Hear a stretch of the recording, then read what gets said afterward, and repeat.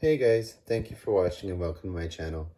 This is Breaking Burke. It is about houseplants and gardening here in the desert of Albuquerque, New Mexico. In today's video, I wanted to take you along and show you my living wall. Now, it's not a living wall in a traditional sense that they're not planted into the wall. So they can be moved around, taken to be cleaned, watered, replaced sometimes. The reason I say replaced is because I had them growing up to the ceiling. It was real nice and pretty all the way up, and then I turned on the heater. Reminder that if you have plants hanging from the ceiling, heat rises and it will cook them thoroughly. So yeah, I've tried taking those down and replacing them with different strands, and it's just cooking them too fast. So I'm gonna have to lower all the ones here on top so that doesn't happen again. But let me zoom back so you can actually see what I have going on here. I have to go quite a bit back.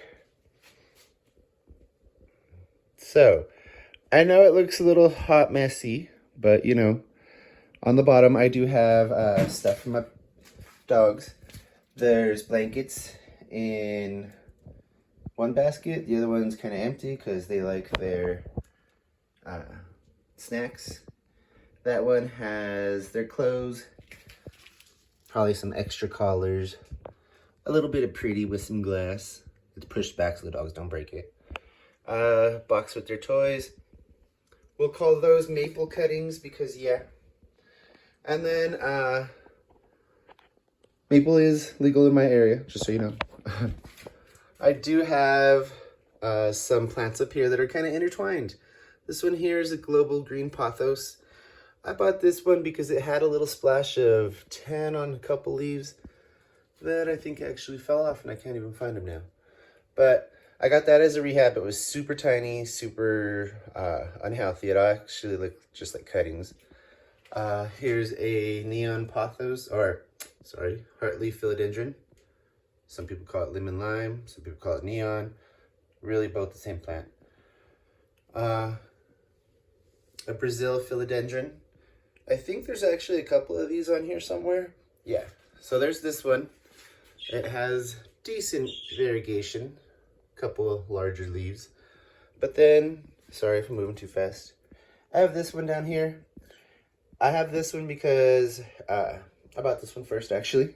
It was super tiny when these were harder to find, and then they were everywhere. So then I, of course, you know, bought a bigger one. But this one does have some flashy colors. Pretty little specimen. Now let's go back to the top. Sorry for all the movement. Another chartreuse looking pothos. This is probably lemon lime. This is another global green. Remember I said I bought one that was rehab. This other one's probably like 3 feet long in some places. You can't see, it's one of those that goes up and has gotten scorched. Make sure I show you that. This is a Pearls and Jade. This is actually one of my oldest pothos that I have. And this one goes clear to the top. This is the one I showed you that had the nice large leaves going up. And actually the one that I showed you in the video is getting scorched now too. But this one comes all the way along the top here. I don't know, probably lose it back there. And then it comes clear across the setting and hangs down the other side. Very beautiful, super easy to grow. My biggest issue with it is pests. I do get bugs from time to time, and this is one of the plants that gets them. So if you know you have a plant that is prone to pests or disease, keep an extra eye on it. It does pay to be a little preventative there. This one here is a regular heartleaf philodendron, just green.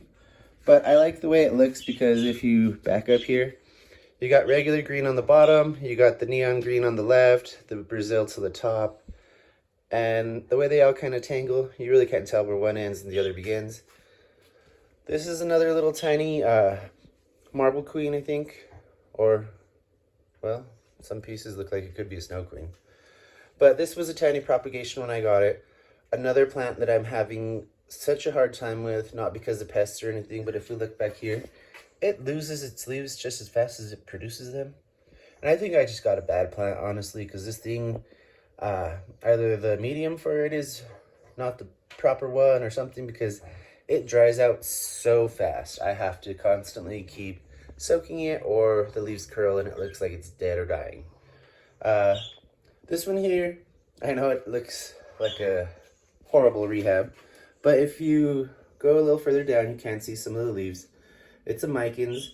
This was sun stressed and it was beautiful red. It was a decent 6-inch little pot here, but it got so sun stressed that it stressed to the point it was about to die. So it lost nearly all its leaves. But you can see it's bouncing back nicely. It's trying to grow up and intermingle with the rest of them, which is what we want. I do have Cebu Blue Pothos. Now this is a little bit of a mixed pot. This is half from Kelly here on YouTube, Kelly's Hoyas, and the other half is from David. He's a YouTuber out in Texas. Can't remember his last name or his channel name right now, but you know, I do still have them and they are growing, so you can see. I have taken a couple propagations off of this. I don't like the vines to grow too long too fast. Once they start growing, let them put out a couple leaves, then prune them back so you get a nice full pot. That's why it doesn't look very big. Here's some water propagation. This is a Philodendron squamiferum, a regular old golden pothos. This one actually is pretty neat because if you look at the variegation on there, it does some pretty trippy things. Kind of turns a little white, and then you really do get some beautiful flashy leaves. This is actually a cutting my mom gave me of a plant that was given to the family for my grandma's funeral. So my mom holds it with high regard, and I try and do the same, but I have restarted it a couple times. This one here, another squamiferum. I cut mine up and I thought people would want cuttings and apparently nobody did, so I ended up with tons. What we started out with here is a Imperial Red Philodendron. Very beautiful. Again, when I find a plant I like, I usually buy a couple of them. I had like 4 of these at one point. I think I'm down to 3. But self-heading, that means they grow up naturally on their own. They don't necessarily need to be trained, but they do get heavy and will either lean or fall over, so you do need to keep that in mind. This one kept throwing its pot and everything over because it got so heavy. So just, you know, make sure they don't dry out too much and make sure they're in a substantial sized pot. You don't want to break your plant after you've grown it for a year or 2. Here's my little light. I love this because it's an elephant. And then if you look at the lampshade, it actually looks like elephant skin. When you turn it on, you can see all the creases and scars and cracks and bends in the shade. Very beautiful. I know it's about plants. Sorry, didn't mean to get distracted. Now, you can see the pot back there, but the vine kind of gets lost in the mix. This is a Philodendron pedatum. You can see there's a couple leaves. There's a little tiny one there, and a new baby coming out.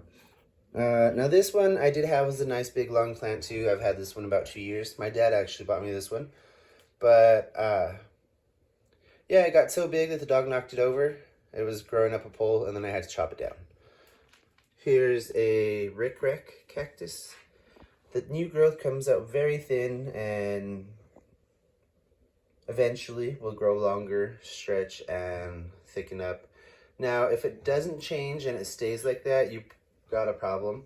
It's either not enough light or not enough water. Usually it's both, honestly. Rickrack cactus is a bit of a tropical cactus, so they do like a little more water than a traditional desert cactus. Here we have a Philodendron red emerald. Again, this is a plant that I've had for a couple of years. It grew to 5-6 feet tall, and then I had to chop it down because, yeah, I don't really like my plants to look like trees with the bottom naked and the top full. To me, it's not a good look. Some people don't mind it, but yeah, I'm not one of those people. So hopefully that gave you a good idea of what I call my living wall. It is, for me anyway, really nice. I enjoy it. It does give tropical vibes, and especially now in the winter when I can't go outside and play in the dirt, it gives me something to focus on.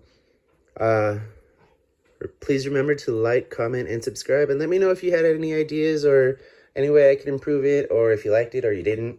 Any kind of communication here does help the stats. So thank you for participating, and see you in the next one. Bye.